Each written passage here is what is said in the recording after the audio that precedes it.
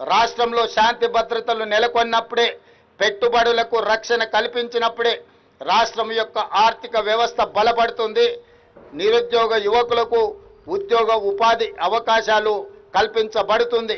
కాబట్టి ప్రజల యొక్క సమస్యల్ని పరిష్కరించడానికి మీ ఆలోచనలు ఏమైతే ఉన్నాయో ప్రజాస్వామిక విధానంలో ప్రభుత్వాలకు సహకరించి ఆ కార్యక్రమాలను ముందుకు తీసుకెళ్లడానికి జనజీవన స్రవంతిలో కలవాల్సిందిగా మావోయిస్టులకి వేదిక మీద నుంచి విజ్ఞప్తి చేస్తున్నాను.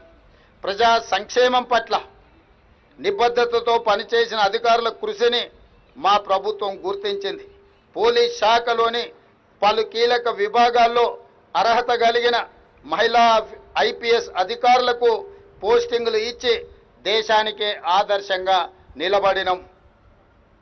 తెలంగాణ పోలీస్ అకాడమీ, జైళ్ల శాఖ, SIB, ACB, CID, vigilance, armed reserve, CCS, cyber security బ్యూరోలకు మహిళా ఐపీఎస్ల సారథ్యం వహించడం మా ప్రభుత్వానికి, తెలంగాణకే గర్వకారణం. హైదరాబాద్, సైబరాబాద్, రాచకొండ ఈ కీలక పోలీస్ కమిషనరేట్లలో జోన్ డీసీపీలుగా 7 మహిళా అధికారులే.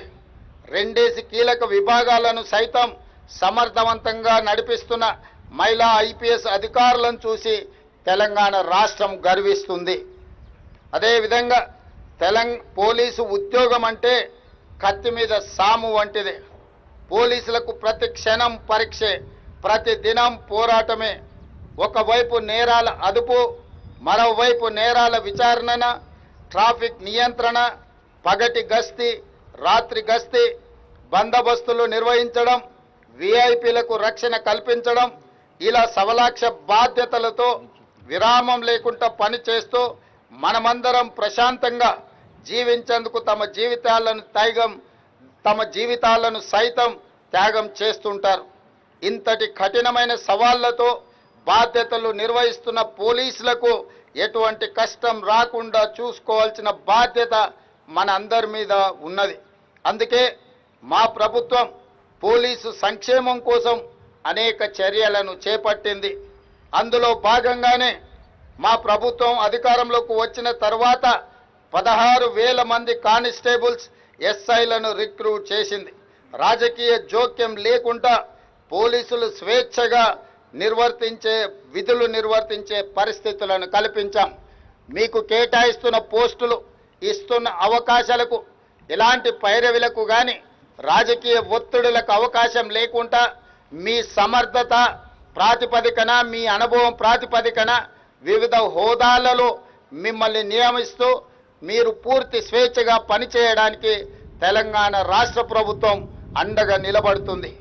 సంఘ విద్రోహ శక్తులు, తీవ్రవాదులు, ఉగ్రవాదుల దాడుల్లో వీర మరణం పొందిన లేదా గాయపడి అంగవైకల్యం పొందిన పోలీస్ అధికారులు, సిబ్బందికి దేశంలో ఎక్కడ లేని విధంగా తెలంగాణలో అత్యధిక నష్ట పరిహారం ఈనాడు మనం అందిస్తున్నాం. విధి నిర్వహణలో వీరమరణం పొందిన పోలీసు కుటుంబాల్లో ఒకరికి ప్రభుత్వ ఉద్యోగం, ఇంటి స్థలం, వారి పిల్లలకు రెసిడెన్షియల్ స్కూళ్లలో ఉచిత విద్య, వైద్యం, బస్ పాస్ సౌకర్యం తదితర పథకాలను అందజేస్తున్నాం. మెడికల్ సీట్లలోనూ పోలీసు అమరుల పిల్లలకు ప్రత్యేకంగా సీట్లను కేటాయిస్తున్నాం.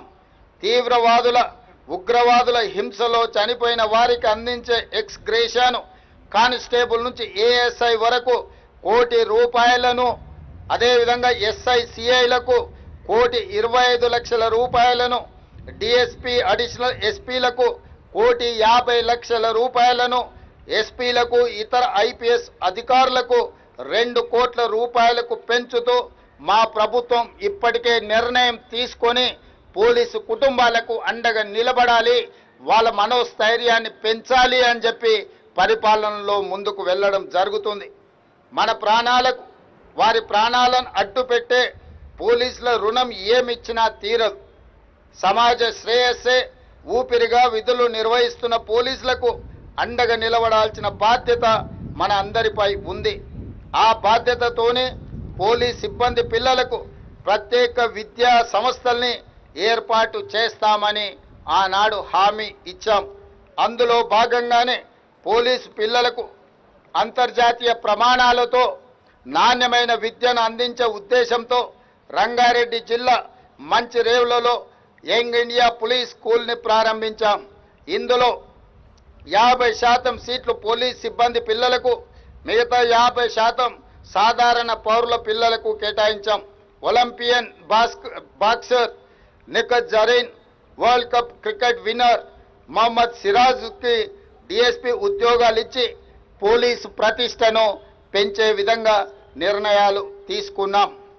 అదేవిధంగా పోలీసు గౌరవం పెరిగితేనే రాష్ట్ర ప్రతిష్ట పెరుగుతుంది.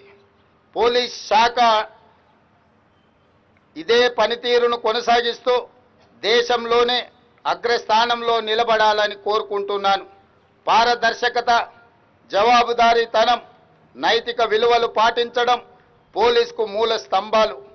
ఇవే సమాజాన్ని పోలీసులకు దగ్గరకు చేయడంతో పాటు పోలీస్ శాఖపై నమ్మకాన్ని, విశ్వాసాన్ని పెంపొందిస్తాయి.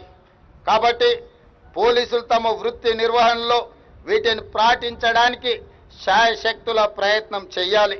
ప్రజల సమస్యల పరిష్కారం, నేరాల నిరోధం, పోలీస్ శాఖపై నమ్మకం పెంచేలా మీ బాధ్యతలు ఉండాలి. సమాజానికి దగ్గరగా ఉండే పోలీసింగ్ మోడల్ని అనుసరించాలి. ఎక్కడైతే శాంతి నెలకొని ఉంటుందో అక్కడ అభివృద్ధి సాధ్యమవుతుంది. సమాజంలో శాంతి భద్రతలను కాపాడడంలో పోలీస్ పాత్ర కీలకమైనది.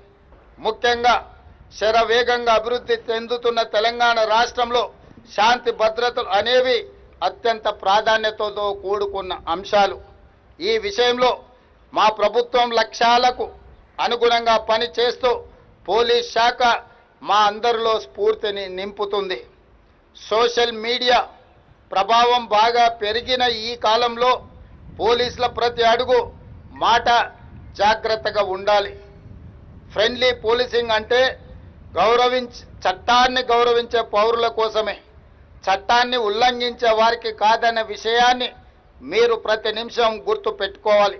ప్రజాస్వామ్య పాలనలో ప్రజల హక్కులను కాపాడుతూ వారి సమస్యలను తెలియజేసేందుకు చేపట్టే నిరసన కార్యక్రమాలకు పోలీసులు అనుమతి ఇస్తూనే ఈ సందర్భంలో సాధారణ ప్రజలకు ఇబ్బంది కలగకుండా ఎంతో సున్నితంగా బాధ్యతగా వ్యవహరించాలి. సమాజంలో శాంతి భద్రతలను సుస్థిరంగా ఉంచేందుకు పాటుపడే క్రమంలో విధి నిర్వహణలో తమ ప్రాణాలను అర్పించిన పోలీసు అమరవీరుల త్యాగాలు వెలకట్టలేనివి. ఈ పోలీస్ ఫ్లాగ్ డే సందర్భంగా వారి ఆత్మలకు శాంతి కలగాలని మా ప్రభుత్వం తరఫున హృదయపూర్వకంగా శ్రద్ధాంజలి ఘటిస్తున్నాను. అమరవీరుల కుటుంబాలకు, విధి నిర్వహణలో ప్రాణాలు అర్పించిన వాళ్లకు, విధి నిర్వహణలో నిరంతరం ప్రజా సంక్షేమం కోసం శాంతి భద్రతలను కాపాడడానికి, ఈ రాష్ట్ర ప్రతిష్ట పెంచడానికి ప్రయత్నం చేస్తున్న ప్రతి ఒక్క పోలీసును అభినందిస్తూనే ఈ విద్యుక్త ధర్మంలో ప్రాణాలు అర్పించిన అమరవీరుల కుటుంబాలకు మరొకసారి శ్రద్ధాంజలి ఘటిస్తూ ఈనాడు పోలీసు సేవలని రాష్ట్ర ప్రజలందరూ కూడా గౌరవించాల్సిన బాధ్యత ఉన్నది. అందుకే ఈరోజు తెలంగాణ రాష్ట్ర ప్రభుత్వం పోలీసులకు సంబంధించిన అన్ని సమస్యల్ని పరిష్కరించడమే కాకుండా ప్రజలకు అతి చేరువగా ప్రజల యొక్క సమస్యల్ని పరిష్కరించే విధంగా ఈనాడు పోలీసులను తీర్చిదిద్దుతున్నాము. అందుకు సహకరించిన పోలీసు సిబ్బందికి అందరికీ కూడా మనస్ఫూర్తిగా అభినందనలు తెలియజేస్తూ సెలవు తీసుకుంటున్నాను. జై తెలంగాణ, జై